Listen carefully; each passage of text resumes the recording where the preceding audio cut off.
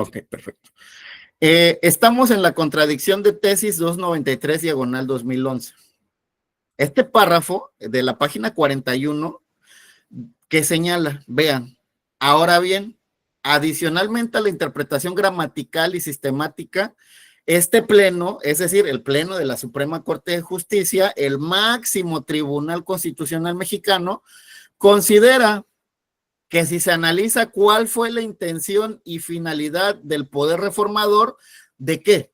De que se acuerdan de la reforma en materia de derechos humanos que sucedió en 2011, que viene a cambiar todo lo que decía de derechos fundamentales y de garantías individuales por derechos humanos, ¿no? Lo que veíamos en el artículo primero.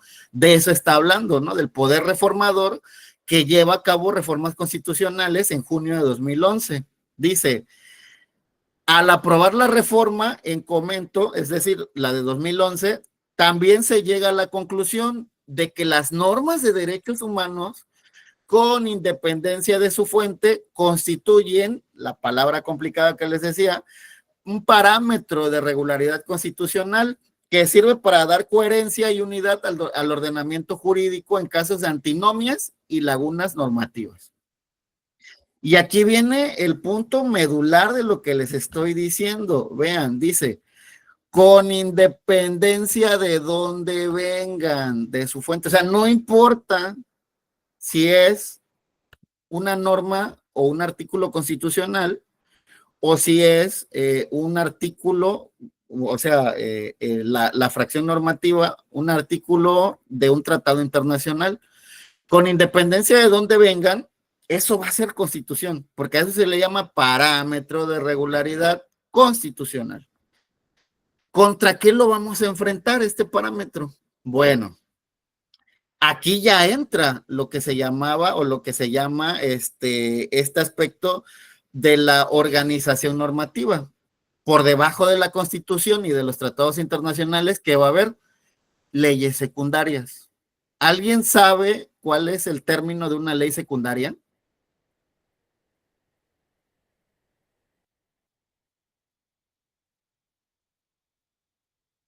No se amontonen.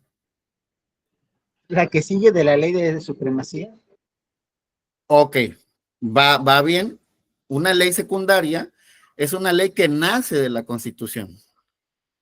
Un ejemplo de una ley secundaria va a ser el Código Penal. Otra ley secundaria, la ley de amparo. Otra ley secundaria, el Código Civil. Todas estas leyes devienen de la Constitución.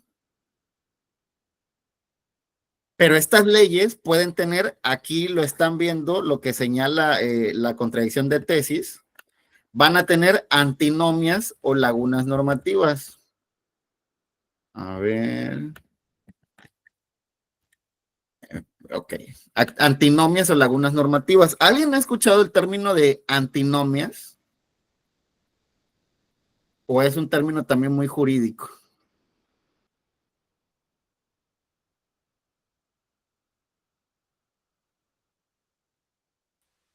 El antinomio jurídico se refiere a la contradicción, ¿no? O que hay una, digamos que incompatibilidad entre dos normas que se Efectivamente, aplican, digamos que como tipo un mismo caso.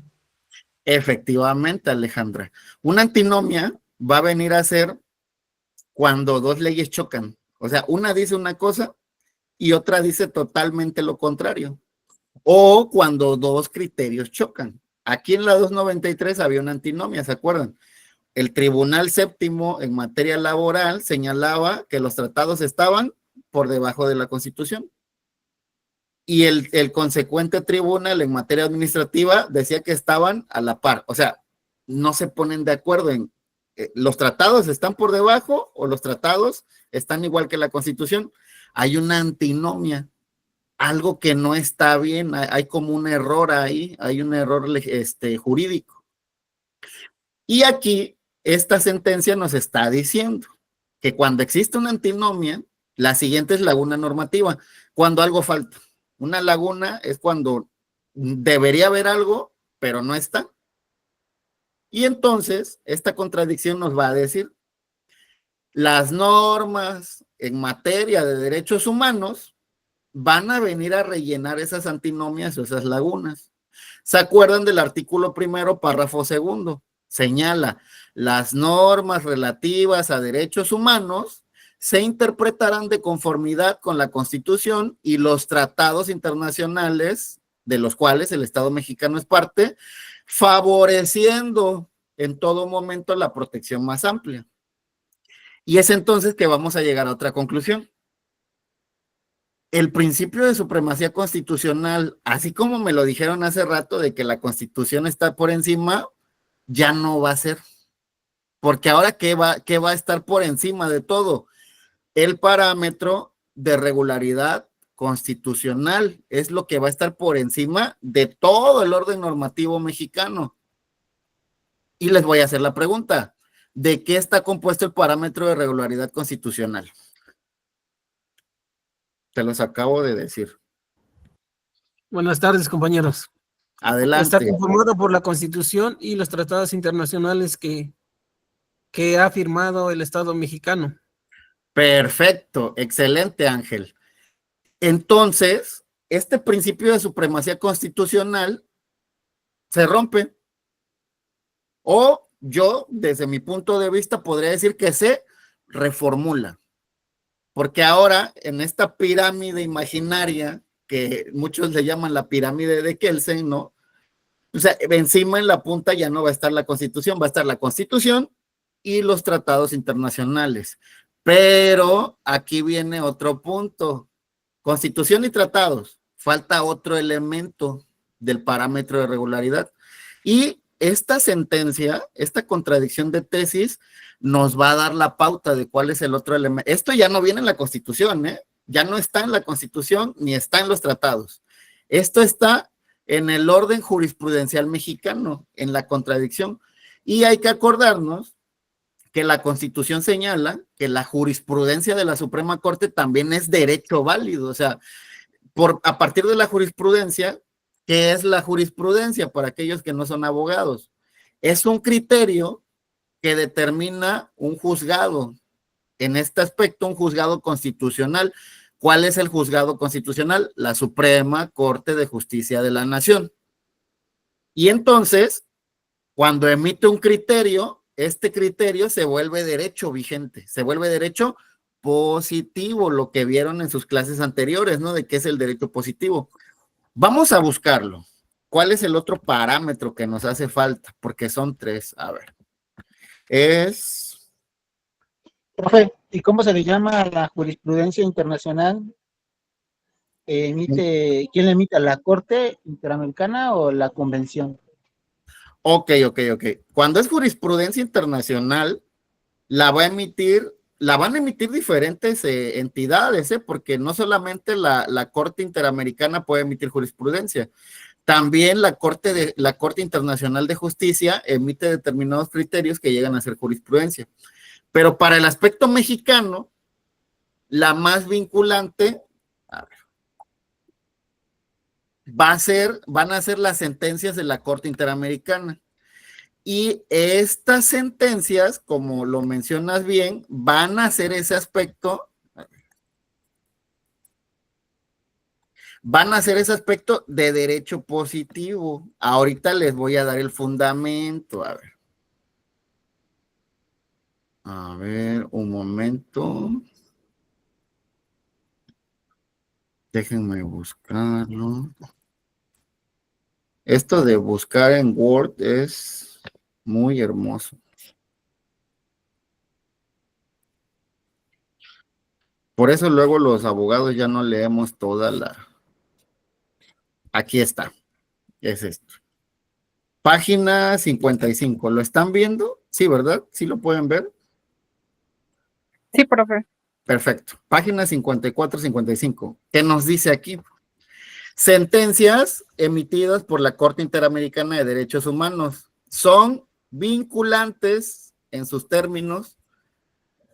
Ah, no, esta todavía está mal, vean.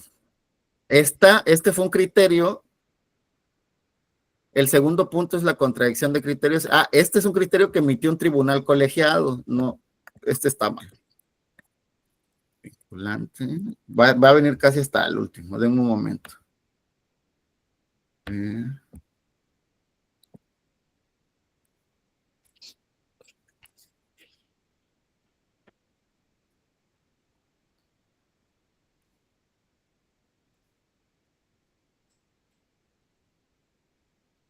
Aquí está, vean, va a ser página 164. A ver, quiere entrar un compañero de ustedes, lo admito. Bienvenido, Jorge. Ok, página 164. Vean lo que dice el criterio, ¿eh? Dice, se concluye que los criterios emanados de la jurisprudencia emitida, ¿de quién? Aquí ya metemos a otro actor que no nace en el ámbito constitucional, nace en el ámbito del tratado, del derecho de los tratados internacionales, la Corte Interamericana de Derechos Humanos. Y dice, estos criterios resultan vinculantes. ¿Alguien me puede decir que aquí qué significa la palabra vinculante o qué entendería por vinculante? Sería la unión de los tratados con la Constitución Política de los Estados Unidos Mexicanos. Ok, me parece bien el acuerdo. Vinculante es algo que está unido a otra cosa, ¿no? Vamos a entenderlo de una mejor forma para el derecho mexicano y para nosotros que, bueno, nosotros que somos constitucionalistas en esta materia. Vinculante va a venir a significar obligatorio. Así ténganlo. Cuando lean algo en materia jurídica constitucional, va a ser obligatorio. Adelante, Adriana. Adelante, Juan.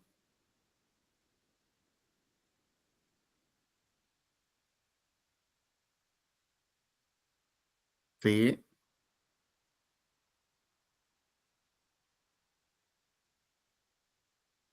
Ok, creo que nada más tenía levantada la manita. Dice, los criterios... Disculpe, buenas tardes. Es que tenía el Adelante. micrófono apagado.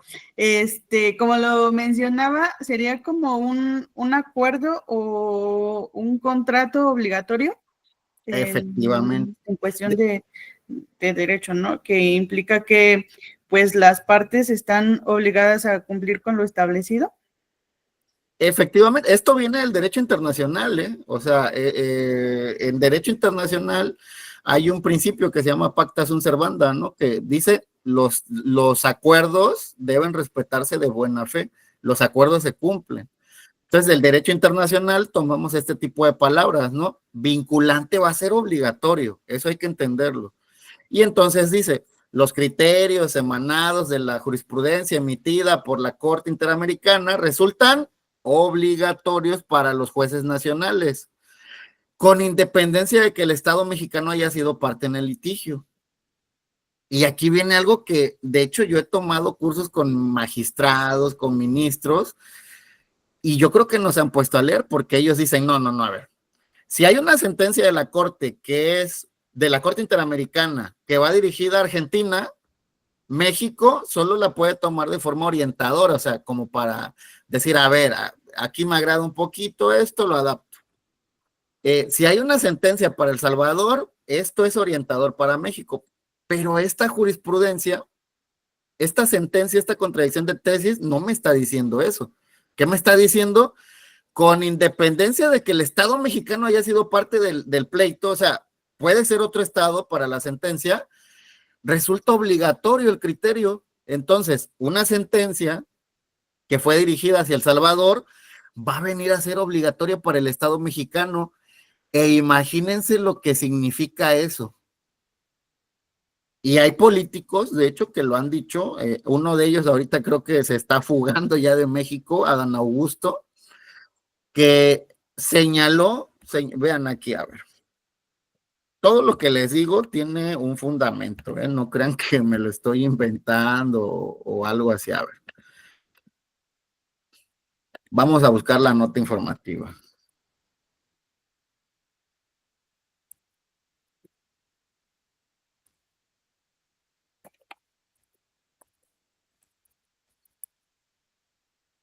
A ver, miren, aquí está, sale al principio, vean.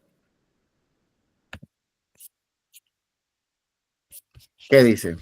Adán Augusto critica sentencia de la Corte sobre prisión. Es una falta de respeto. El secretario de Gobernación afirmó que es un despropósito que la Corte se ponga por encima de la Constitución tras sentencia emitida sobre figura de prisión preventiva.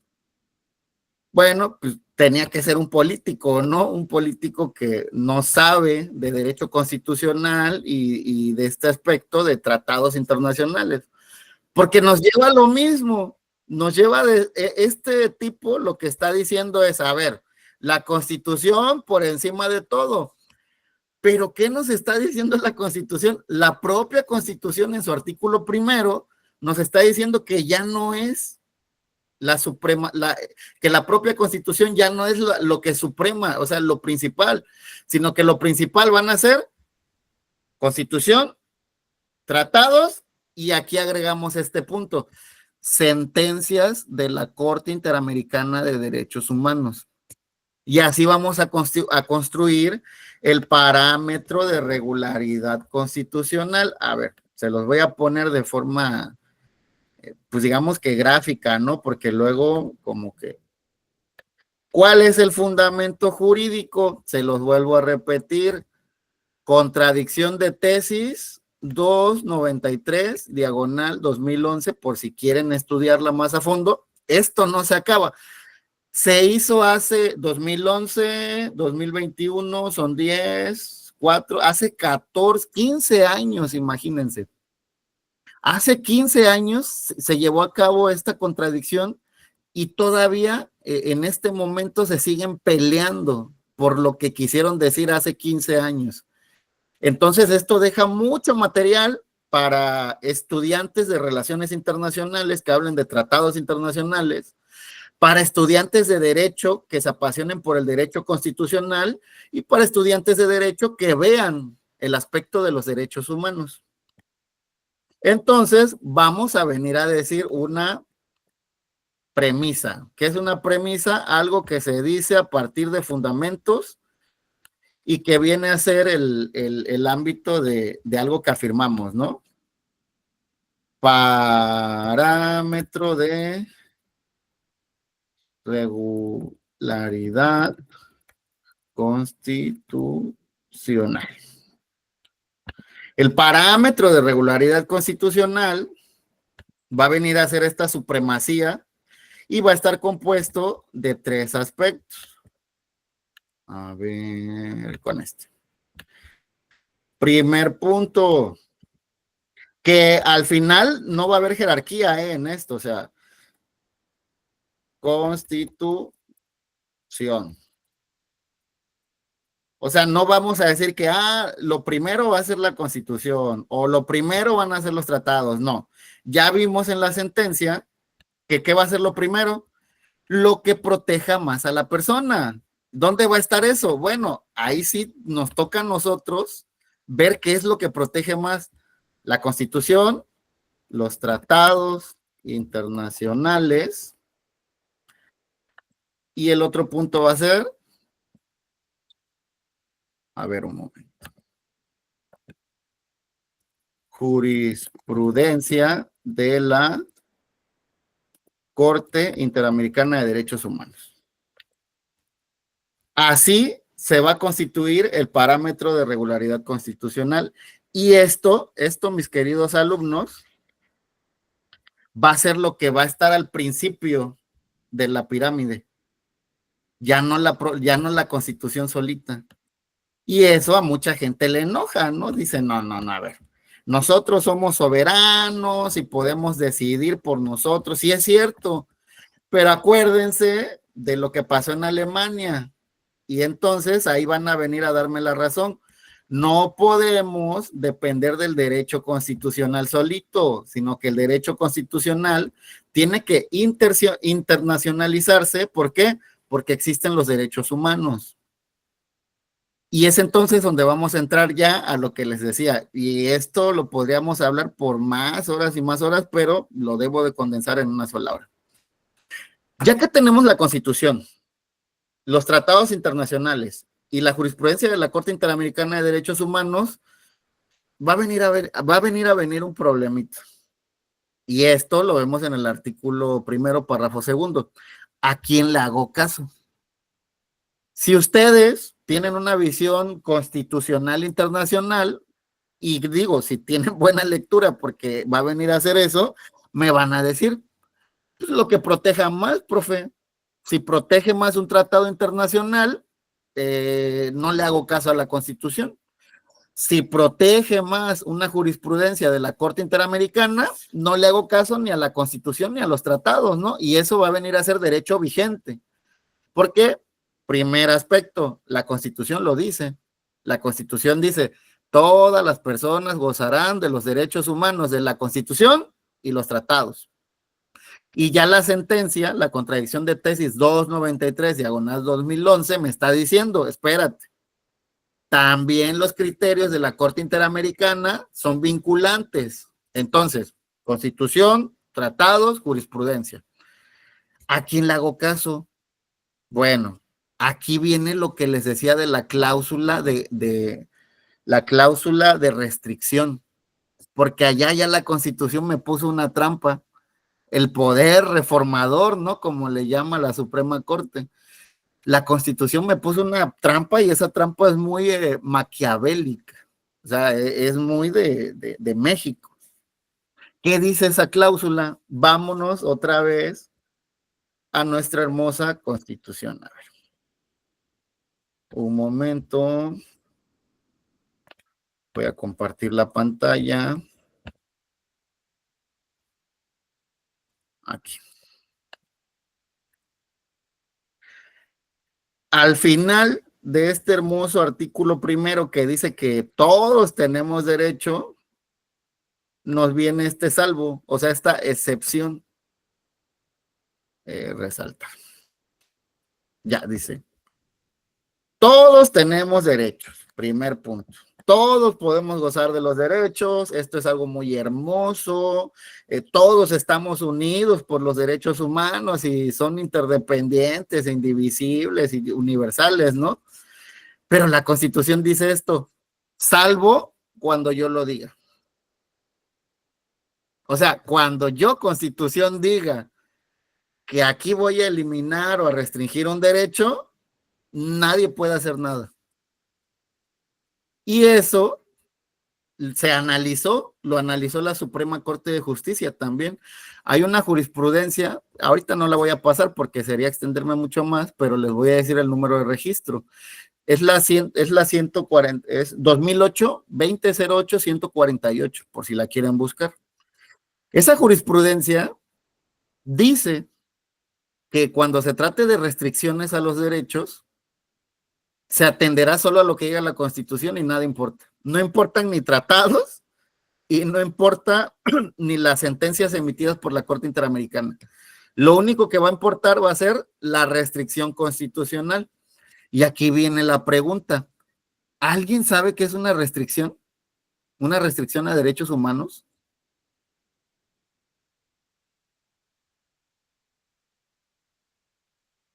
Es la pregunta para nuestro grupo. A ver, adelante.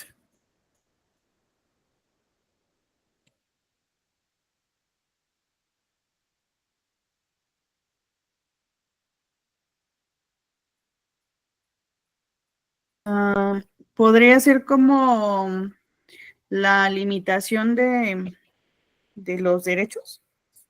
Ok. Ya tenemos otra palabra. Limitación y restricción. Vamos a entenderlo diferente, ¿eh? O sea, me agrada tu aspecto, pero aún no me has dicho qué es. Me dijiste otra palabra, la limitación, pero entonces, ¿qué es una limitación? Adelante, Juan Carlos.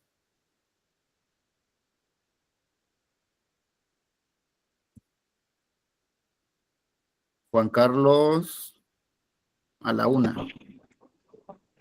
Perdón, un poquito de problemas con mi teléfono. Ok, perfecto. La restricción, la restricción es cuando te restringen y no puedes usar tus derechos básicos políticos, y normalmente se usa mucho en el ámbito penal. Ah, ok. Ok, me parece muy acertada tu determinación, pero aún así me vuelves a decir lo mismo. La restricción es cuando te suspenden. ¿Y qué es una suspensión? Adelante, Alejandra. Bueno, la restricción constitucional, bueno, es que es un poco de lo que acaban de comentar mis compañeros, pero es una situación, digamos que jurídico de derecho, en donde la Constitución, o sea, sí reconoce tus derechos y principios, pero también establece hasta dónde se pueden ejercer y quién los puede ejercer o bajo qué condiciones pueden ser suspendidos o limitados. Ok, ok. Me parece bien. Fíjense que aquí estamos hablando de varios términos, ¿eh? Ya dijeron limitación, ya dijeron suspensión, ya dijeron restricción, incluso hablaban de eliminación. ¿Creen que sea lo mismo o que sean términos diferentes? Suspender, limitar, eliminar, restringir. Podría ser sí y no, porque bueno, eliminar, pues obviamente sería como pues eliminar definitivamente. Y a lo que yo entiendo es sola como esto se restringen o se limita, por así decirlo, temporalmente, dependiendo bueno, hay situaciones excepcionales. Ok, Son como, es como una herramienta que los estados utilizan en situaciones excepcionales, pues dependiendo como, pues sí, ¿no? La situación. ok, ya vamos enfocándonos a algo más específico. Vean, y esto es algo que yo como estudiante, yo soy un estudiante también, estoy estudiando un doctorado en materia de Derecho en la Universidad Nacional Autónoma de México, pero parte de mis estudios de investigación jurídica van enfocados a las restricciones a derechos humanos. Y entonces esta premisa que les voy a decir, la estoy dando a partir de los estudios que yo he llevado a cabo. Esto lo tomo de otros autores, de otras investigaciones, pero lo hago parte o lo afirmo a partir del sistema constitucional mexicano. Adelante, Juan Carlos. Perdón, Doc, por interrumpir. También No te preocupes. pudiéramos agregar a nuestro léxico la disminución de los derechos en vez de restringir o de limitar. Disminución. Ándale. Fíjate que hay un aspecto cuando, por ejemplo, pasamos principios de derecho penal a derecho administrativo, le llaman, ¿cómo era el término? Tamizar, revalorar. Modulación de derechos humanos, que de hecho me suena mucho a lo que tú dices de disminución. Hay un derecho humano de cierta forma, pero cuando lo pasas a otra materia, se modula, o sea, se adapta a esa materia y entonces ahí vemos que a veces, aunque el derecho en una materia, por ejemplo, en materia penal era extenso, ya en materia administrativa se vuelve más pequeñito, o sea, lo que tú hablas, ¿no? De disminución de derechos, sí, de hecho es muy válida la palabra de disminución. Hasta este momento, en el léxico que les voy a decir del ejercicio de los derechos fundamentales, espérenme un momento, déjenme cargar la lap porque se me va a parar. Ya. Voy a mostrarles y con el sustento que tengo, lo Oigan, que son. Sí, adelante, Adriana. esto se usa para evitar como ciertos abusos y garantizar pues, el respeto de los derechos fundamentales de las personas. Sí, sí, hasta cierto punto. Ahorita te voy a decir por qué. Adelante, Alejandra. Así como menciona mi compañera, yo digo que, bueno, o sea, que es digamos, sí esta disminución, pero efectivamente para proteger otros derechos. Por ejemplo, la restricción dentro de algunos derechos fundamentales como la libertad de expresión, que en algún momento se puede, digamos, restringir, pero para evitar discursos de odio y proteger la seguridad nacional, proteger derechos de terceros, etcétera, ¿no? O sea, ya viene bajo, digamos, una justificación un poco más amplia, ¿no? Ok, me parece muy acertado tu comentario. Efectivamente, cuando hablamos de restringir un derecho, vamos a hablar de que el derecho, y esto memorícenselo bien, ningún derecho humano es absoluto. O sea, no vamos a tener la libertad de tránsito para lo que sea, ¿no? No vamos a, inclusive la vida se puede restringir bajo ciertos parámetros constitucionales, ¿eh? O sea, por ese punto ni vamos a pelear. Aunque no exista la pena de muerte, hay parámetros en los que se puede restringir la vida. ¿Me podrían, o alguien tendría algún ejemplo de cómo podríamos restringir la vida?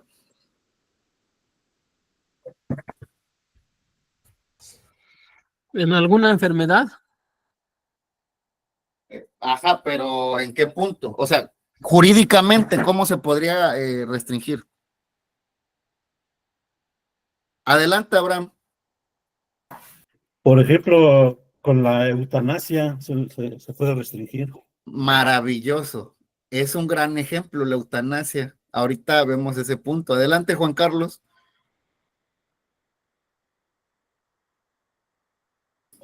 La pena de muerte. Pudiera ser ahora con las nuevas leyes que están sacando del aborto. Ok, efectivamente. Vean, ya van 2 puntos. Eutanasia y aborto. Adriana, ¿querías decir algo? No, bueno, decía es que es lo mismo que dijo mi compañero de la eutanasia, es como pues sí, la pena de muerte, ¿no? Ok, no tanto pena de muerte. En México se eliminó la pena de muerte en Bueno, sí 2005. está prohibido, pero ve que ahora sí que en otros países sí está, como, más bien sí es legal. Ok. Ahorita vamos hacia eso porque el derecho se llama el derecho a una muerte digna. Es eso, a una muerte digna. Adelante, Carlos. Maestro, ¿podría ser cuando se pone en peligro la vida de otras personas? Ok. Creo que ahí enviaron un mensajito, ¿no? De la legítima defensa. ¿Te refieres a eso? Puedo decir, cuando hay un caso que hubo apenas que hubo de rehén una persona y el policía no le quedó de otra más que abatir al que tenía a la persona de rehén, como tenía en peligro a 12 más, y que prefirió matar a uno que se murieran todos. Perfecto. Todos los ejemplos que me dieron son válidos. Vean cómo los derechos no son absolutos. La vida, que se supone que es un derecho, o se dice por parte del justnaturalismo, ¿no? De este derecho natural, que es el derecho máximo que tenemos las personas y que no podríamos atentar contra ella, ahorita ya me están diciendo ejemplos. Primer punto, lo que mencionaron, ¿no? La eutanasia, el derecho a una muerte digna. Ahí se pondera, a ver, la persona está en una fase terminal, ya no tiene salvación ni cómo verlo. Solo se le dan medicamentos o inclusive supresores del dolor para que vaya al día a día, pero ya no se puede parar, no puede caminar, está sufriendo. En Perú apenas acaba de resolver un aspecto de este punto. Una persona que quería morirse, quería que los médicos la llenaran de drogas para que se muriera y no la dejaban porque decían este discurso de la vida, ¿no? Como un valor primordial de la sociedad. Pero ¿qué es lo que pasa cuando tu vida ya no te da dignidad? ¿Se acuerdan que el profesor anterior les decía que la dignidad humana no es la base de los derechos humanos? Y entonces, cuando ya no hay dignidad o cuando se pierde esta dignidad, pues la vida deja de ser vida, ¿no? Eutanasia. aborto. El aborto viene a ser legal en la Ciudad de México y a partir de algunos amparos, desde la primera semana hasta la semana 11 con 6 días. En la semana 12 ya es ilegal. Científicamente, porque ya se desarrolló la corteza prefrontal, que estudios dicen que cuando se desarrolla la corteza prefrontal es cuando empezamos a tener pensamientos, cuando empezamos a crear ideas. Y entonces, al desarrollarse la corteza prefrontal, la ciencia ha dicho que ya es un humano en toda la extensión de la palabra. Entonces, hasta la semana 11, con 6 días, se puede abortar. En la semana 11, perdón, en la semana 12, ya va a ser ilegal, ¿eh? Va a ser totalmente ilegal abortar.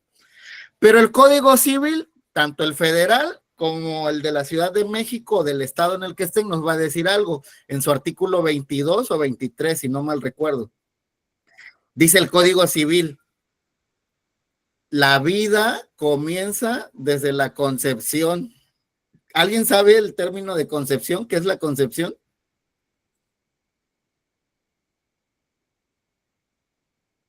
Cuando se da, ¿qué? ¿A quién le dan? Te da la vida. Adelante, Carlos. Pues cuando se da esa primera división que es el esperma y el óvulo, que hace la primera división, que son dos. El Y ahí cigoto, ¿no? Tú hablas del cigoto. el cigoto es en ese primera, ahí es donde se da la vida, ¿no? Porque ya empieza a hacer la división sola. No, pero la concepción. ¿Qué es la concepción?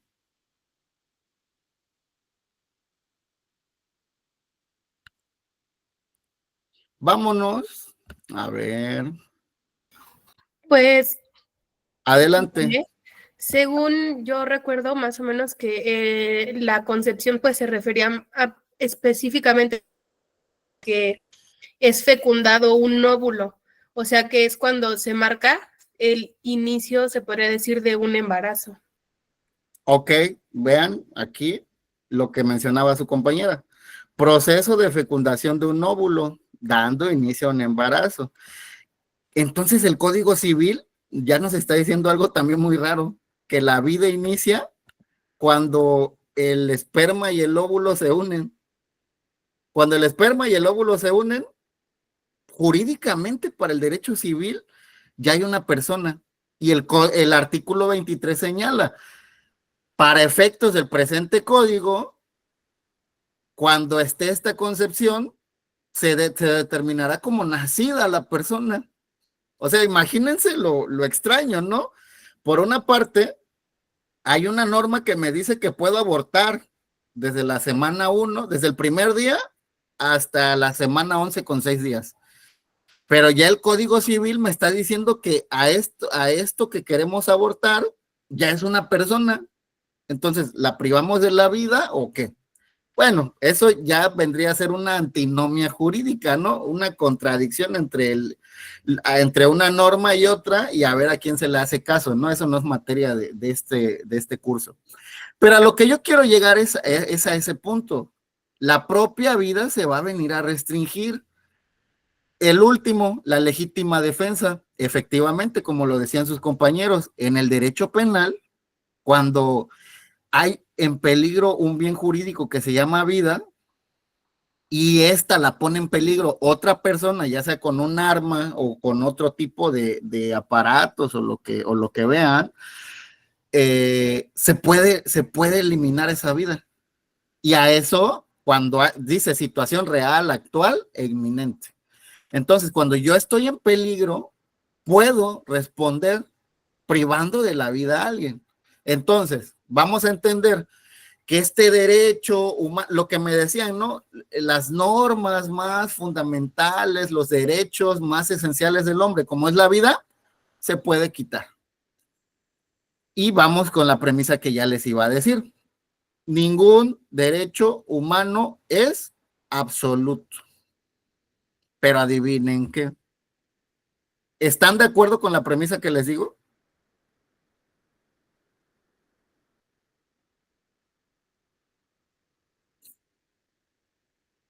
La premisa es ningún derecho humano es absoluto. o alguien tiene algo o una determinación en contra de lo que les digo. Hay excepción. Ay, te aplaudo, Juan. Efectivamente, al final del día va a haber excepciones hasta para este principio de que ningún derecho humano es absoluto. Actualmente, los estudiosos de los derechos humanos han detectado 3 derechos, se llaman derechos negativos, porque son derechos de no hacer algo que el Estado no debe de hacer, ni ninguna persona, ¿no? Ya hay países que determinan que inclusive los individuos, aunque no sean parte del Estado, pueden violar derechos humanos. Aquí en México no. Por lo menos la jurisprudencia y el derecho interno señala que solo los agentes del Estado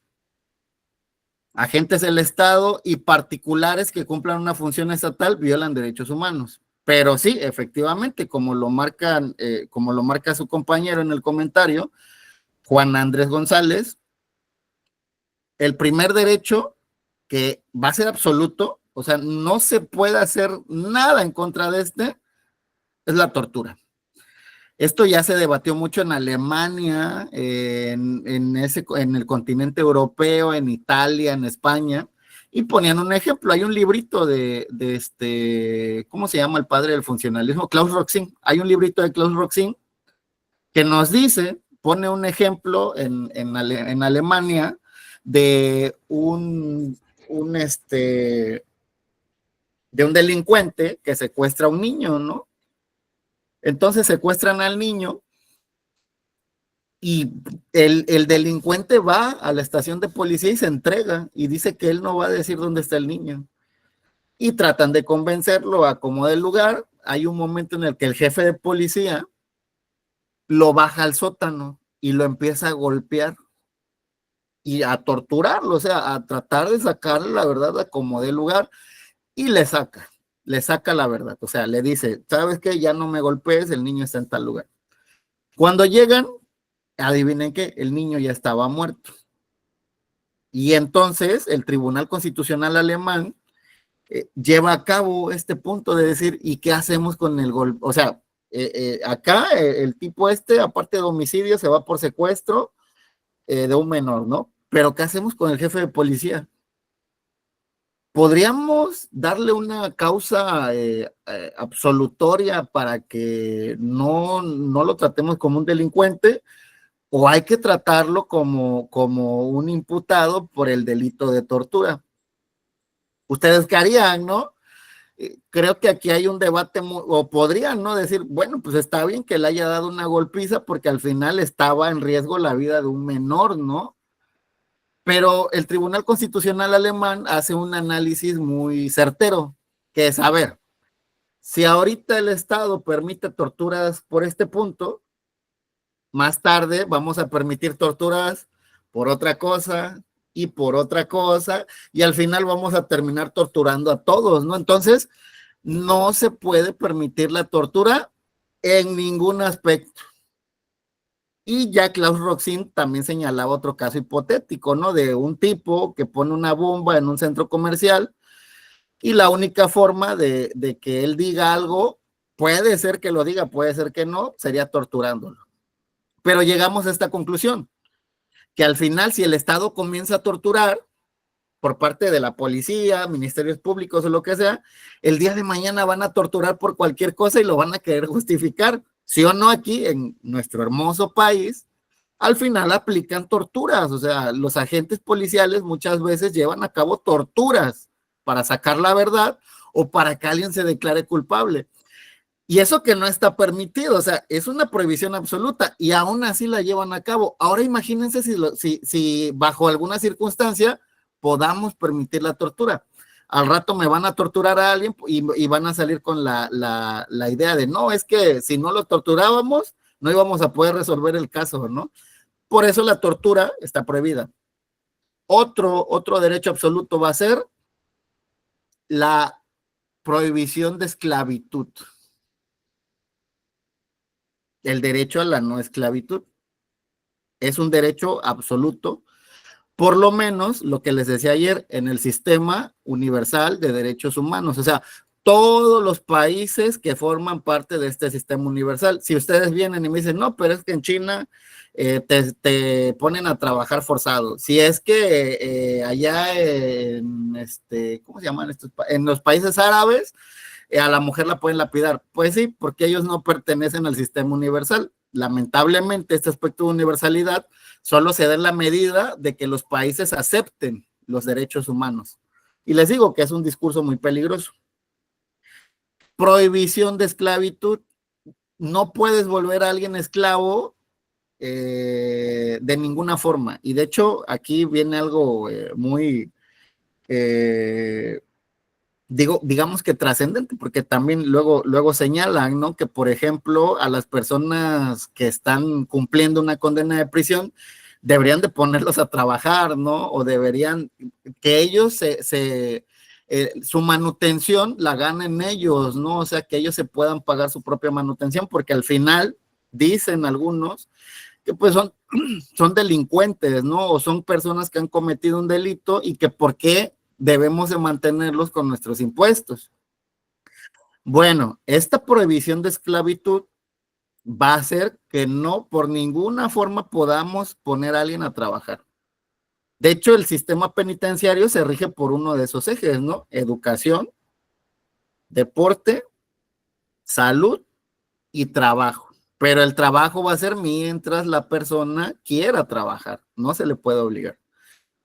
Y el otro, que es el que van a ver el día de mañana con la profesora Brenda, la prohibición de discriminación. Queda prohibida cualquier forma de discriminación. Es un derecho, derecho a la no discriminación.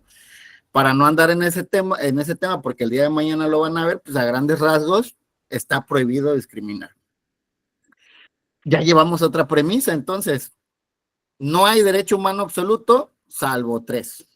Todos los demás sí se pueden suspender o restringir, pero ¿qué es una suspensión y qué es una restricción? Para eso les voy a pasar esta laminita muy rápido.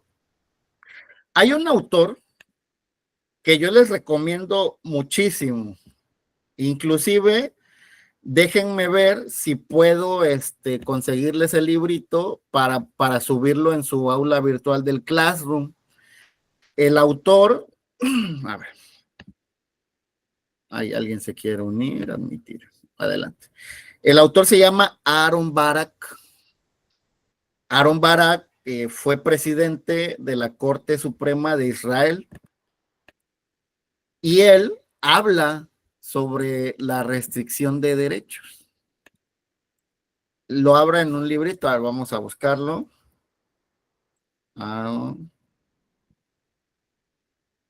Aquí está, Aaron Barak. Si lo están viendo, sí lo ven. Es este libro, vean. A ver, pueden acceder a él. Aquí está.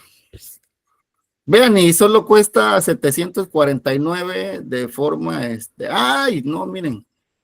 Digital 749, pasta blanda 1500, pues está muy accesible, ¿no? Para los alumnos. Yo se los voy a subir de forma digital para que no lo anden comprando. Vean, Aaron Barak habla de nuestro tema, vean, los derechos fundamentales y sus restricciones. ¿Por qué Aaron Barak habla de derechos fundamentales? Bueno, Aaron Barak habla de derechos fundamentales porque este libro es algo de antaño, ¿no? De hecho, la edición, a ver, hay que ver si podemos ver de cuándo es la edición.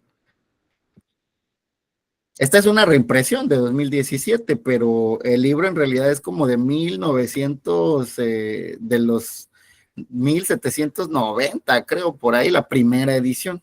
Entonces, hay que entender que en ese tiempo no se hablaba de derechos humanos, o sea, era como un ideal, ¿no? Por eso hablábamos de derechos fundamentales. Aaron Barak en este librito, son como 1500 páginas, para que puedan condensarlo todo, ¿no? En una presentación, ya nos va a venir a decir un punto muy específico. Vean, restricción de derechos humanos. Aquí pongo al autor porque no me voy a llevar el crédito y no voy a decir que es mío, aunque yo hubiera querido hacer esto. Una restricción tiene lugar cada vez que se produce una acción del Estado. Primer punto, el Estado puede restringir derechos. Y aquí viene la definición. Deniega o impide que el titular de un derecho lo ejerza con la plenitud del supuesto de hecho de dicho derecho. Suena muy rebuscado, así somos los abogados, ¿no? Tratamos de usar palabras complicadas. ¿Qué es lo que nos va a decir Aaron Barak en términos ya más sintéticos? Una restricción nos va a impedir que llevemos a cabo el ejercicio de un derecho en toda su plenitud. Lo que les decía, la vida, se supone que la vida es un bien primordial, pero se puede restringir. La libertad personal, se supone que es un bien preciado. Después de la vida, muchos autores de justnaturalistas dicen que la vida debe ser con libertad, ¿no? Entonces la libertad es otro valor supremo, es un valor, pero es un principio y es un derecho. Pero también la libertad, como ya nos los decía nuestro compañero Juan Carlos, la libertad se puede restringir en derecho penal. Cuando alguien comete un delito, ¿qué nos dice el 146 del Código Nacional de Procedimientos Penales? Si es detenido en flagrancia, se debe de detener a la persona y ahí restringimos la libertad. Entonces, una restricción va a venir a ser que el Estado impida que yo pueda gozar de un derecho en su plenitud. Pero aquí viene otra pregunta muy interesante. La Constitución, las leyes secundarias, incluso los tratados internacionales y los agentes del Estado. Cuando hablo de agentes del Estado, desde el presidente de la República, las cámaras, el Congreso de la Unión, los jueces, los policías, mandos del Ministerio Público, Secretaría de Hacienda, el SAT, la determinación de impuestos, aduanas, todo lo que tenga que ver con el Estado. ¿Cómo determinamos que esa restricción en realidad no va a venir a perjudicarme? O que si me perjudica sea lo menos posible a mí como persona. O inclusive que pinten a una restricción como una violación a derechos humanos. ¿Qué es lo que habría que hacer para que esto no suceda? Bueno, aquí vamos a hablar del ámbito constitucional. ¿Por qué? Porque el derecho debe ser práctico. Si yo no puedo utilizar el derecho para defenderme, no me sirve nada. Entonces hay que utilizar eso. ¿Cuál va a ser el primer punto? Aaron Barak, ahorita que vieron su libro, mencionaba una palabra, proporcionalidad. Y ese es el punto clave de una restricción. Una restricción va a venir a ser válida o puede ser inválida. A ver, les voy a compartir porque por lo regular me gusta compartir mucho con estos dibujitos que luego les hago aquí en la pantalla. A ver, compartir. ¿Sí están viendo en la pantalla mis, no, verdad? Sí, ¿Sí? profesor. Sí, Ah, ya, ok, perfecto. Ay, gracias, es que me aparece en negro. Una restricción, y aquí vamos a agregar en nuestro dibujito otra palabra. Restricciones.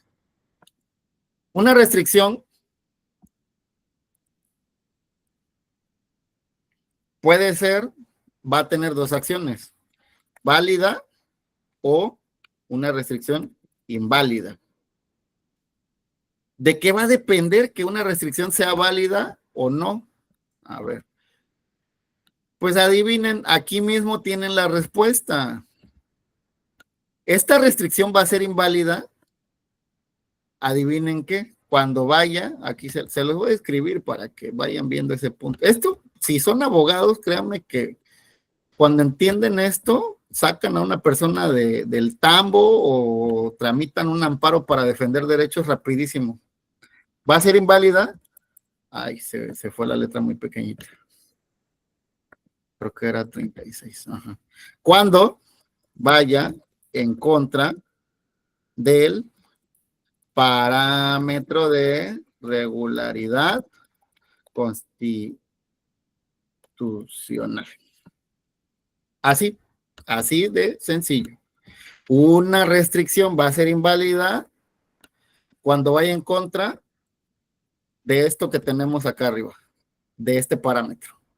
Y va a ser válida, caso contrario, cuando sea acorde al parámetro. Ya, así de facilito resuelven el derecho que quieran. La restricción va a ser inválida cuando vaya en contra del parámetro y va a ser válida cuando vaya acorde al parámetro. Aquí viene un problema. ¿Cómo sé si va en contra o va a favor del parámetro de regularidad? Bueno, ahí ya nos queda una tarea muy garrafal. Hay que ponernos a estudiar. ¿A estudiar qué? Constitución, tratados internacionales y jurisprudencia de la Corte Interamericana. Solo así vamos a darnos cuenta de que una restricción va a ser válida o inválida. Si no sé qué es lo que dice la Constitución, cualquier policía me va a decir que me puede revisar en cualquier momento, ¿no creen? No sé si les ha pasado a algunos. Estamos pasando por un lugar, te detiene el policía y te dice que te va a llevar a cabo una revisión. Y tú dices, oye, pero yo no cometí ningún delito, yo no hice nada, ¿no?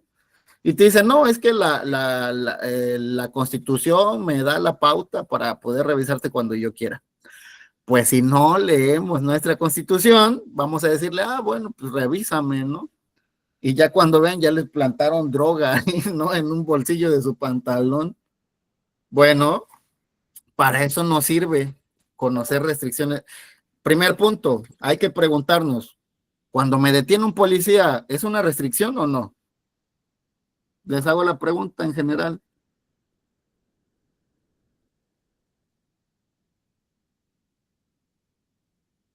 ¿Siguen ahí? Sí. Pues yo pienso ¿Por que qué? sí. Porque te están restringiendo tu libre paso. Porque ya te está restringiendo. Perfecto. Que tanto Ilan como Juan Carlos. Sí es una restricción. O sea, les digo que las restricciones van a ser legales o van a ser fácticas. De hecho, un policía puede detenerte bajo ciertos parámetros.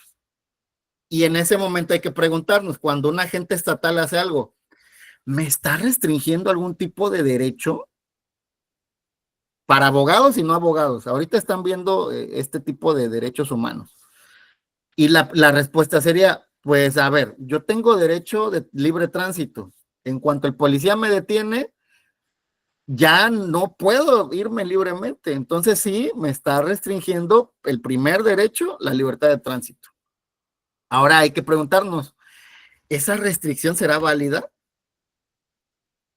Y aquí viene el punto, hay que saber Constitución, tratados y jurisprudencia de la Corte.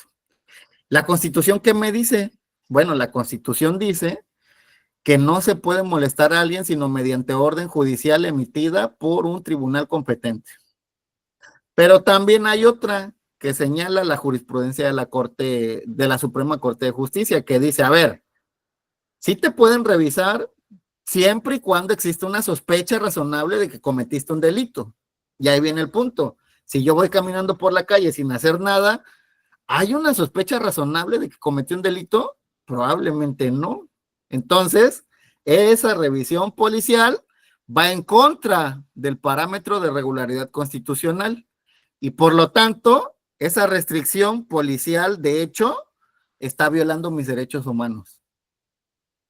¿Ven cómo un análisis de este tipo va a hacer que lleguemos a conclusiones lógicas a partir del parámetro de regularidad constitucional?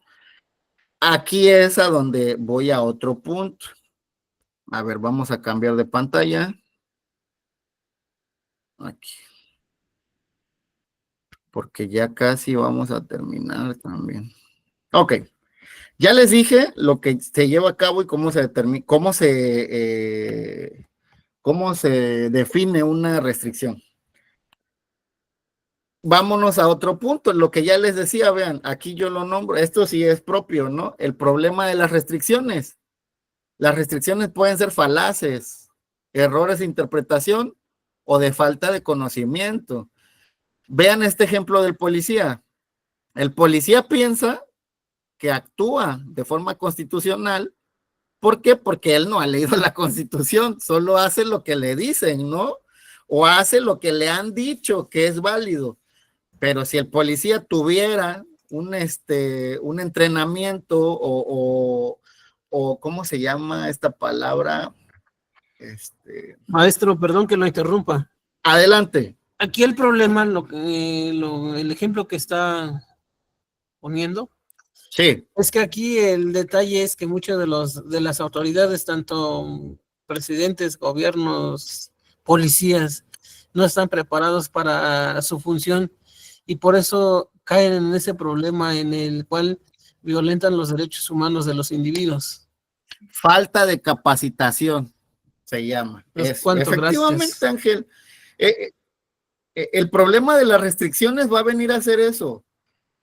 La mayoría de los agentes estatales, ministerios públicos, policías, pero también de la administración pública, alguien que te pone una multa, alguien que cierra un negocio, Profeco cuando te da una negativa, no conocen de derecho constitucional. Y el primer punto que les decía era, aquí es donde vienen los derechos humanos. Ya en la práctica, ¿cómo podemos ver las violaciones a derechos? Porque las disfrazan de restricciones. Y vean aquí, de hecho resalto ese punto del artículo primero, salvo en los casos y bajo las constituciones y bajo las condiciones que la propia Constitución establece. Y es entonces, a ver, aquí hay una pregunta, vean, quiero que me digan si para ustedes es verdadero o falso. Lean la pregunta y díganme si es verdadero o falso. Les doy un minutito en lo que analizan eso.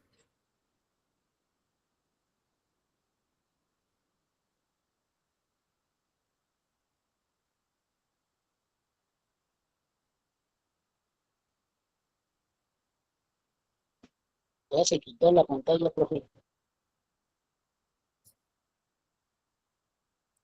Sí, a ver un momento.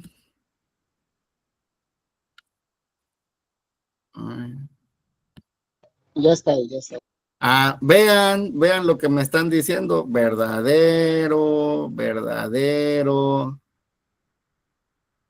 Ok. Ahorita con lo que les acabo de decir, creo que la mayoría llegaría a la conclusión de que es verdadero, ¿no? Las normas son aplicables en todos los casos que generen un mayor beneficio.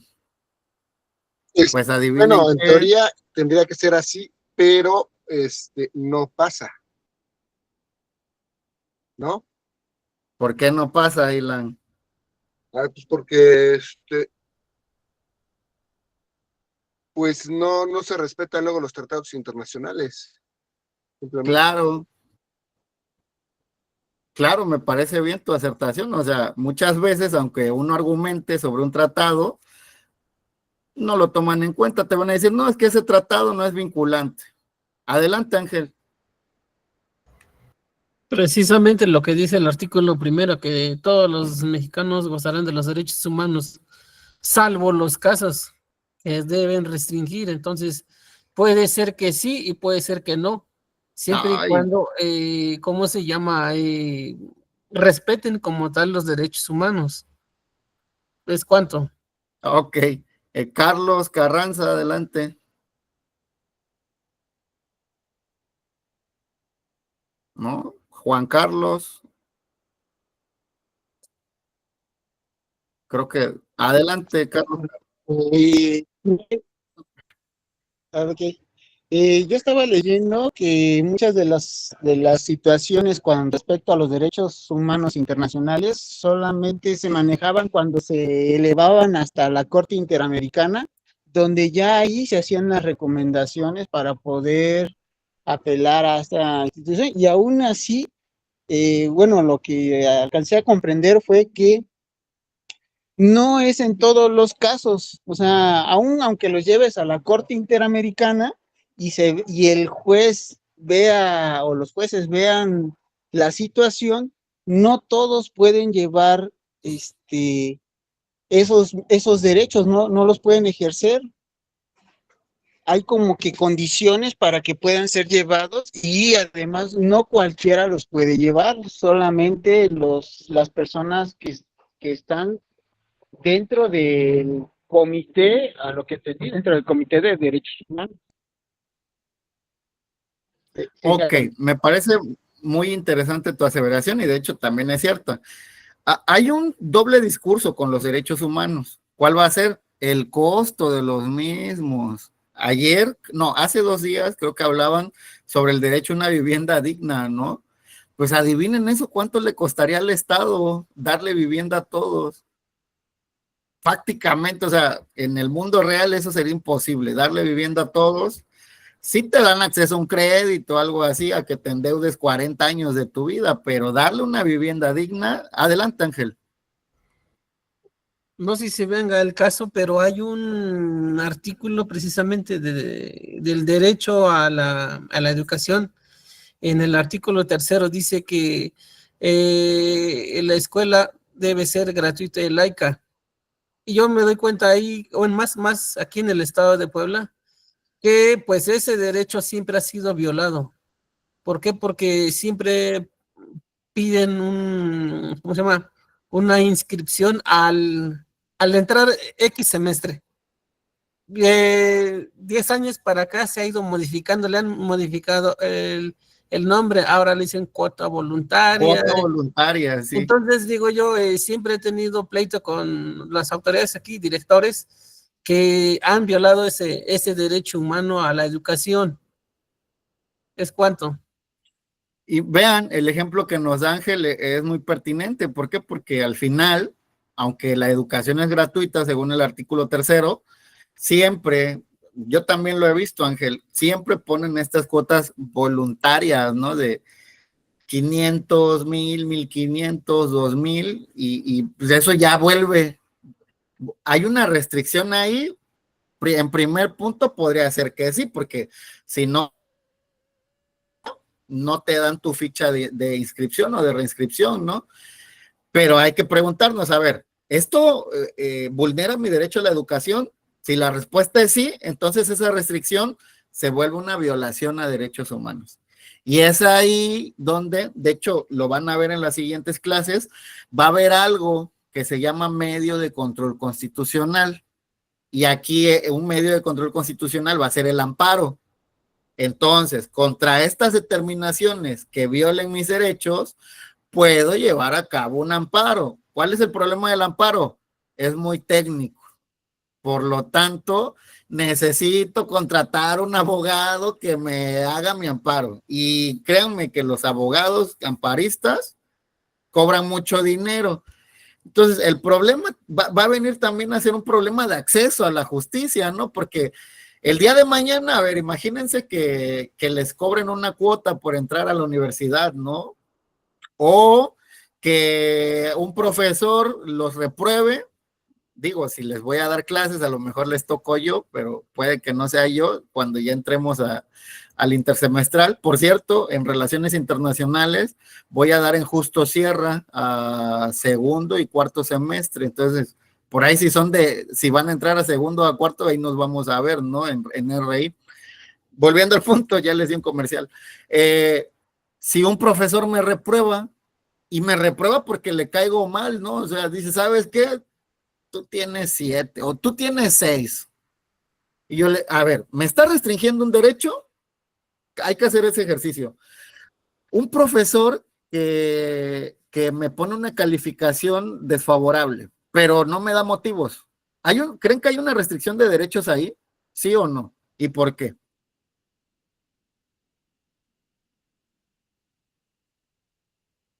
Sí, porque Sí, no sí, hay un hay acceso a la información que te da, bueno, que tiene que dar una autoridad, ¿no? Como tú como autoridad tienes la obligación de decirle por qué al alumno no puedes darle eso. Entonces, si uno no se la da, pues estás, digamos, violentando el derecho de la persona a tener acceso a la información de su calificación. Vean, esto es muy impresionante lo que nos dice su compañera Jocelyn. Derecho de acceso a la información. O sea, es sorprendente el análisis que hiciste, porque efectivamente, al final, cuando un profesor es una autoridad, ¿eh? Imagínense, yo soy profesor de la Universidad Nacional Rosario Castellanos. Soy un servidor público porque soy profesor de una universidad nacional pública. Adelante, Mariana. Yo tengo bueno, sí, más o menos una duda, pero también podría estar violentando o haciendo como una discriminación. Vean, ¿se acuerdan? Ya hablaron del principio de interdependencia, ¿no? De los derechos en clases anteriores.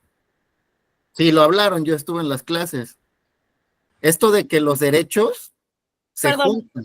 Sí, creo adelante, que Yesenia. aparte puede ser también catalogado como abuso, porque es, digamos, como no es una calificación que, como, es que se me fue la palabra que usted mencionó, fue una calificación injusta, por así decirlo, es un abuso de autoridad.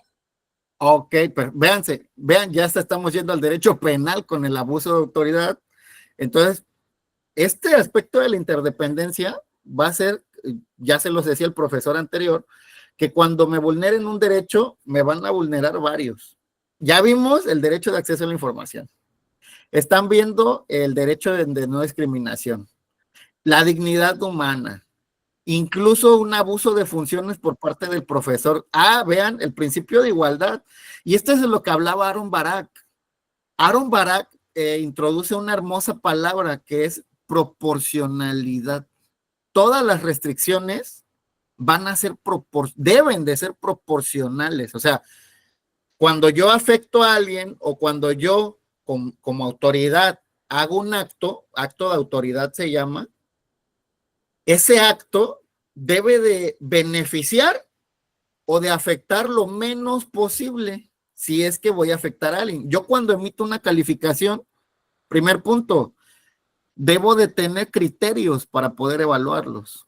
No puedo evaluarlos a mi leal saber y entender y decir, a ver, Jocelyn, tú tienes 8, 5, porque no participaste. No puede ser así. En el momento en el que yo emito ese acto de autoridad, ya estoy afectando los derechos de ustedes. Y por lo tanto, pueden pedir ante mi superior jerárquico, que en este caso sería mi jefe de carrera, mi jefa de carrera, y decirle, a ver, usted es el superior del profesor Rosendo, ¿no? Él me emitió una calificación que no tiene un fundamento.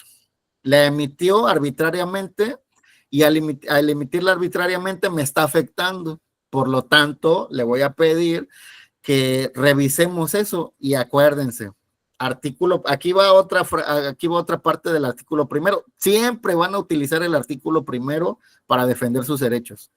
Artículo primero, párrafo tercero, se los voy a decir. Artículo primero, párrafo tercero, acuérdense. Todas las autoridades en el ámbito de su competencia deberán promover, proteger, respetar y garantizar los derechos humanos contenidos en la Constitución y en los tratados internacionales de los cuales el Estado mexicano se aparte. Todas las autoridades. Aquí no estamos hablando de que unas sí y otras no. Mientras sea una autoridad en el ámbito estatal, tiene la obligación proteger, garantizar y respetar los derechos humanos. Pregúntense, ¿el profesor Rosendo es una autoridad? Bueno, viene del ámbito institucional, de una escuela de gobierno, ¿no? De una escuela, de una universidad nacional de gobierno. Entonces, sí puedo emitir actos de autoridad. Tengo el deber de proteger los derechos de ustedes como mis alumnos. Sí tengo el deber. Cuando emito una calificación que no esté fundamentada, que yo la haya hecho de forma arbitraria, estoy afectando sus derechos. Volvemos al ámbito de las restricciones. Vean lo que señala Aaron Barak otra vez. Las cláusulas de restricción son disposiciones jurídicas que establecen límites a los derechos o libertades fundamentales. Estas cláusulas son necesarias para proteger valores o intereses públicos, como seguridad nacional, orden público o salud pública. Vamos a entender otro punto entonces. Las restricciones se van a dar en la medida de que sean necesarias. Aquí hay un principio que se llama principio de necesidad. Yo no puedo, yo como autoridad, pero también un juez, un ministerio público, un policía, un senador, un diputado, la propia presidenta de la República, no pueden llevar a cabo restricciones si estas restricciones no tienen una justificación. Y aquí vamos a un punto también muy importante. Hay justificaciones válidas y hay justificaciones inválidas. Les voy a poner un ejemplo ahorita que desde hace un año se está hablando mucho.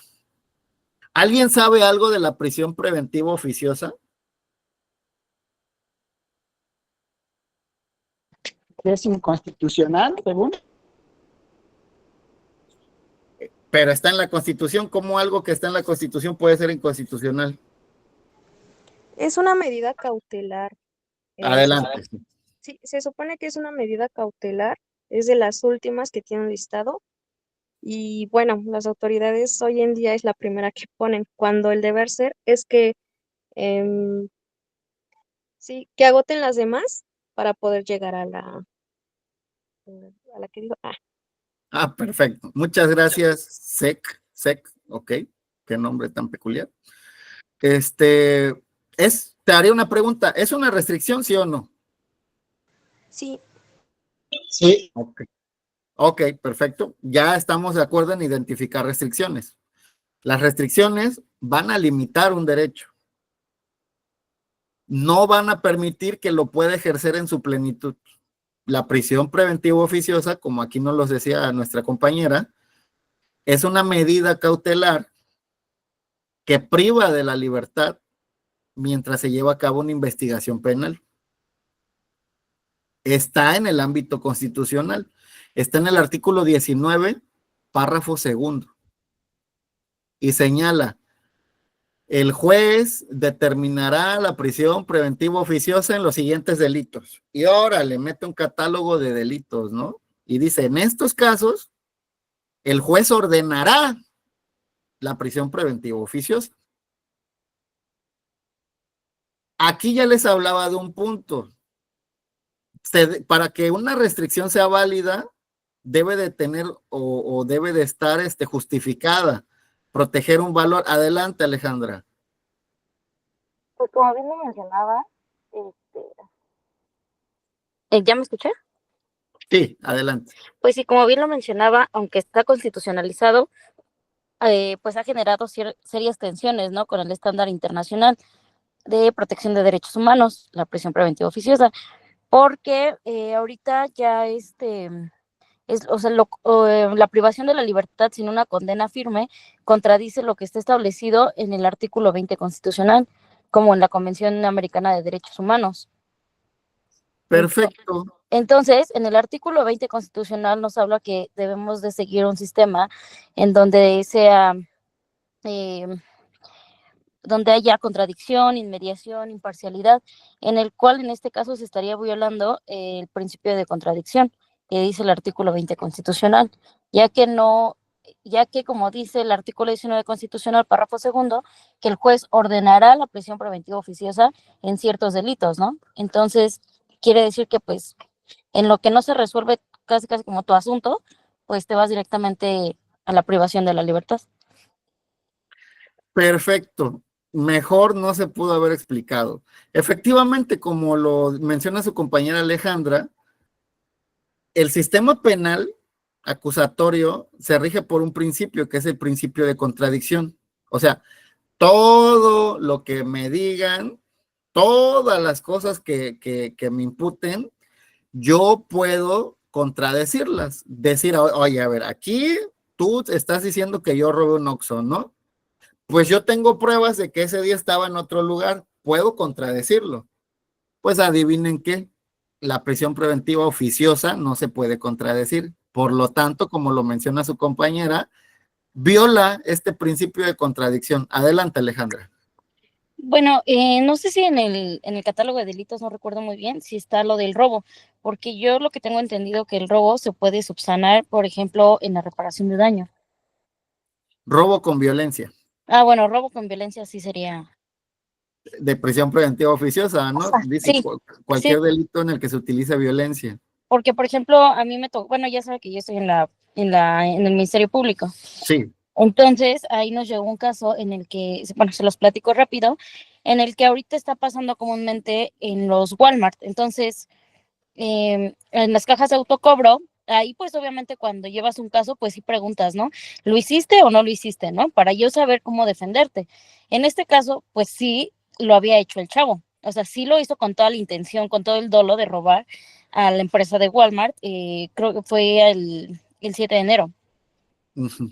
Entonces, compró una rosca, una leche, y iba a llevarse una licuadora, creo que costaba 2,000 o 3,000 pesos, no recuerdo muy bien. Entonces, ahí lo detuvieron, o sea, por así decirlo, lo agarraron en flagrancia. ¿Qué es lo que aquí pasó? Sí lo remitieron al reclusorio, pero pues digo, ahí en el Ministerio Público se hubiera podido subsanar, ¿no? Porque pues digo, ahí estaba el producto, al final de cuentas no se consumió el delito. Imagínate lo peligroso también de judicializar este tipo de cosas, ¿no? El artículo 17, párrafo tercero, señala que siempre y cuando no se afecte la igualdad, se debe de solucionar el problema frente a cualquier formalismo, ¿no? Procesal. ¿Y qué es lo que se hace? Pues aquí se vuelve peor, ¿no? Si yo pude pagar lo que me robé, pues, inclusive lo que se robó se recuperó, ¿no? Por lo que mencionas del caso. Claro, y estaba dentro de las 24 horas. Imagínate, no es un delito grave, no amerita prisión preventiva y aún así lo judicializan, pues vaya, o sea, esas restricciones, como ya les decía, esa restricción en específico de la que nos habla su compañera Alejandra, pierde la proporcionalidad. Aquí hay que hacer un análisis de hechos y de derecho. Vean, es un gran ejemplo el de su compañera Alejandra. Privan de la libertad a una persona que robó en un Walmart. El artículo 22 señala que todas las penas deben de ser proporcionales al bien jurídico afectado. Ahí viene la proporcionalidad, o sea, qué tanto afecto y qué tanto no afecto. El Walmart recuperó sus cosas, recuperó lo robado, nada más está el hecho de la persona y su ánimo de intención, como lo menciona Alejandra, doloso de que quería robar. Bueno, de que robó, ¿no? No quería, robó. Y aquí hay que analizarlo, a ver, ¿puedo privar de la libertad 48 horas a esta persona o puedo tener un medio alterno para resolver el problema? Sí, efectivamente, si es un robo sin violencia y lo que se robó se devolvió, podríamos optar por un criterio de oportunidad, ¿no? ¿Sabes qué? Ya robaste, paga lo robado y ya te vas. Y te vas, pero aquí, tú tienes prohibición de acercarte a ese Walmart, digamos que unos 6 meses, ¿no? Ya pongo unas restricciones pequeñas, ¿por qué? Porque no estoy afectando un bien jurídico muy grande. Aquí vamos a ver otra cosa, ¿no? Después que hay derechos humanos más importantes que otros, ¿no? Y entonces es donde vemos también el problema. Hablan o dicen que hay igualdad en derechos, pero ya cuando analizas un asunto, en realidad va a haber derechos más grandes o que van a premiar sobre otros. Entonces, en este caso, como nos lo decía Alejandra, pues van a ver el punto de que al final la detención no se llevó a cabo proporcional porque se pudo dejar en libertad a la persona y no se pudo haber privado de ella, porque al final se devolvió lo robado. Entonces vean cómo podemos identificar este tipo de restricciones. ¿Qué es lo que probablemente pasó? Pues este amigo, yo quiero suponer que tenía un defensor público y esos compas también al final tienen tanto trabajo que pues no analizan los casos como deberían de ser. Ahí hay una vulneración a derechos. Gracias, Alejandra, por participar y qué excelente ejemplo. Gracias. Aquí en este punto, ya casi vamos a terminar, vamos a entender que hay cláusulas de restricción generales y va a haber cláusulas de restricción específicas. ¿Qué nos dice Aaron Barak? La restricción general establece límites generales a un derecho o libertad fundamental.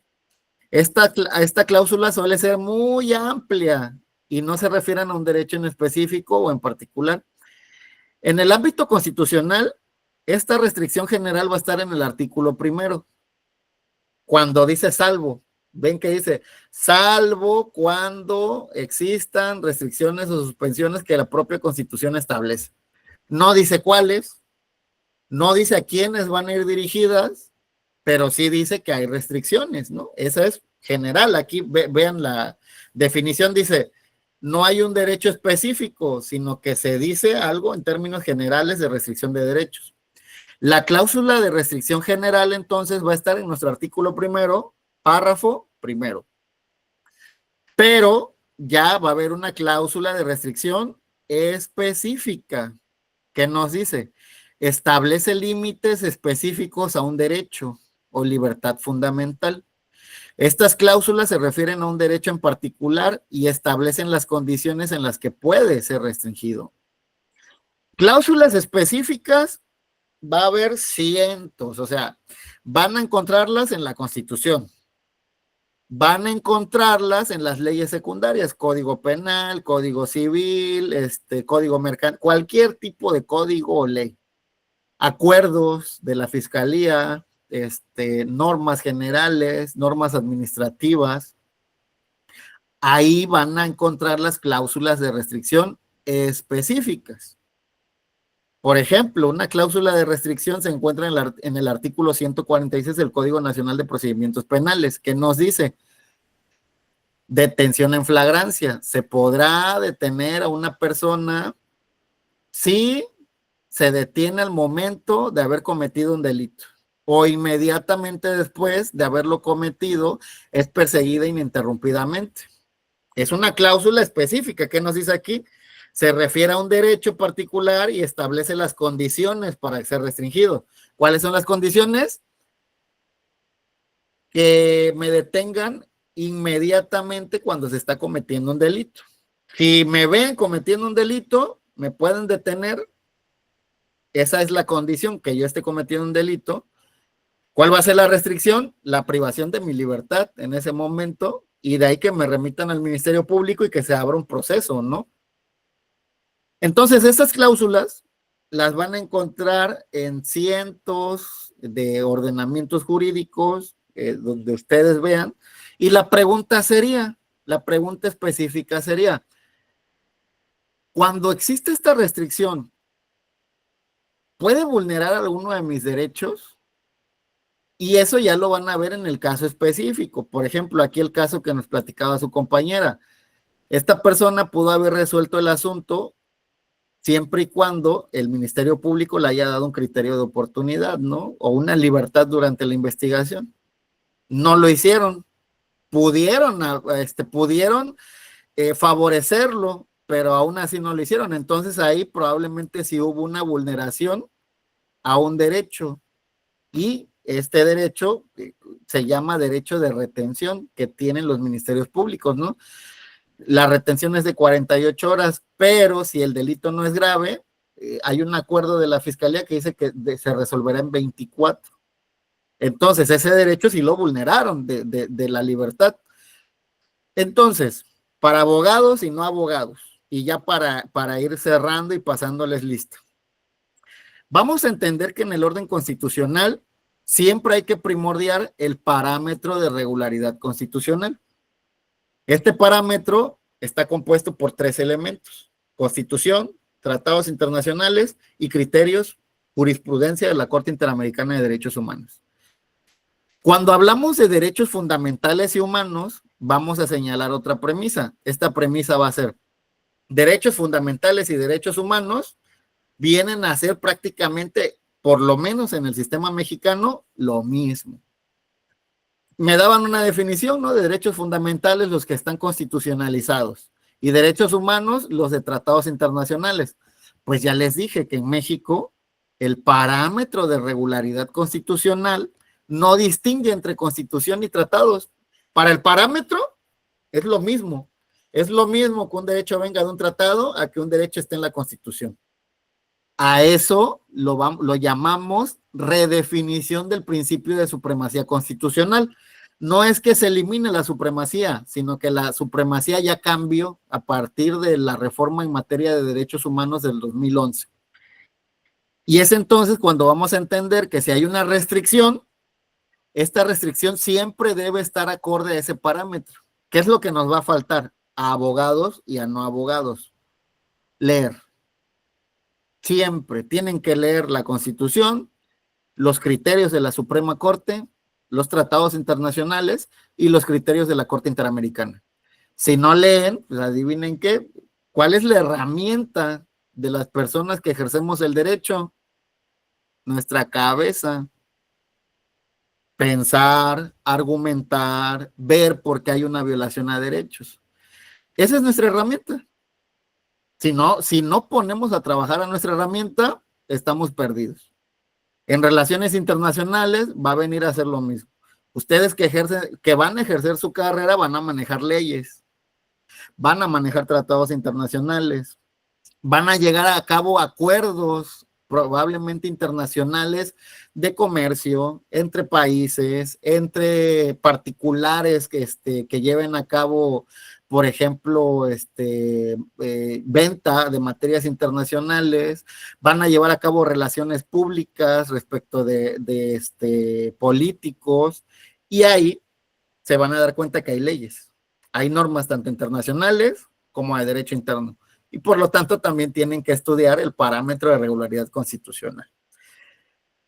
En este momento ya solamente me va a tocar que les pase lista, y por el día de hoy sería todo. El día de mañana ya verían a la maestra Brenda con el aspecto de las categorías de discriminación. Entonces, un momento, vamos a ver la lista del 31. Abraham Bernal. Presente. Perfecto. Adriana Gutiérrez. Presente. Ok. Alejandra Alcántara. Presente. Perfecto. Alejandra Vanessa. Aline Estrella. Presente, buenas tardes. Buenas tardes. Axel Jair.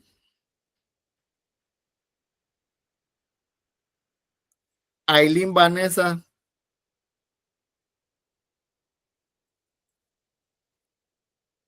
Berenice Medina.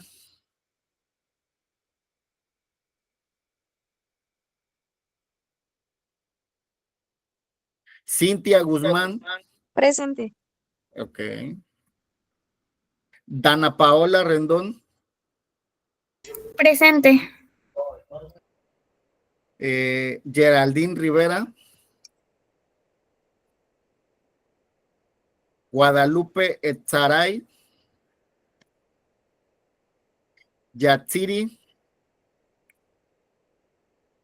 Jessica Yunuet.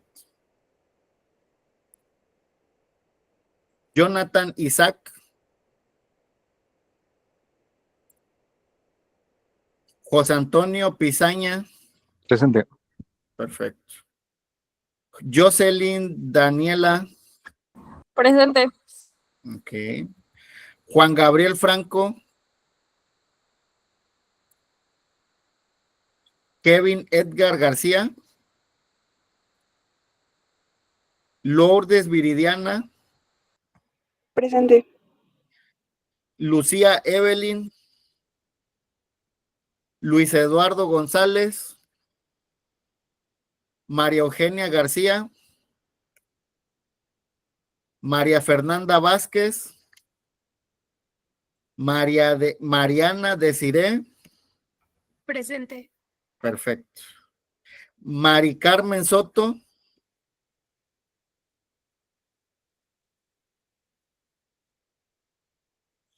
Matilda Gutiérrez.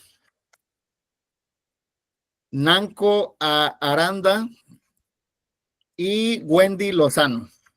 Presente. Perfecto. Bueno, fue un gusto haberles dado este curso que, aunque fue muy sintético, creo que dejó las bases de lo que vimos. nos vamos a volver a ver. Yo espero que el siguiente curso intersemestral, y si no, pues ahí me encuentran en Justo Sierra, ¿no? En un horario de 7 a 9 de la mañana para cualquier duda y aclaración. Un gusto, tengan excelente tarde. Y bueno, el día de mañana ya van a ver a la maestra Brenda y van a ver las categorías de discriminación, que fue algo de lo que hablamos aquí. Excelente tarde, nos vemos. Un gusto Bye, haberles dado gracias. este curso. Muchas gracias, maestro. Muchas gracias, profe. Gracias, Aprenden profe. cosas nuevas. Gracias, hasta luego. Excelente, nos vemos.